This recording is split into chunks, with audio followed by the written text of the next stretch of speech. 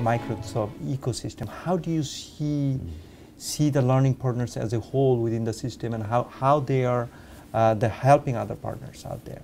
The learning partnership is somewhat on the back end of a sales process, right? They decide to deploy new version of Office, for example. Then you have to have training for that new version of Office. Maybe yes, maybe no. The company goes back and forth whether it wants to provide training, whether the employees are on their own, you know.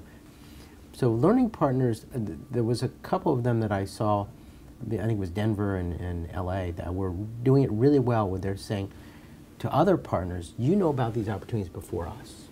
The licensed partners usually are on the front end of that. And the services partners, the consultative, trusted partners to that company, are on the front end. So I've seen a couple learning partners where they actually work in tandem with the LARS and that circle of trust, as it was called a number of times. And that term has changed a number of times. But providing that circle of trust, so the learning partner doesn't really need to know about this project, or won't know about this project until later on, and they can have an easier, better view of what's coming down the pipe.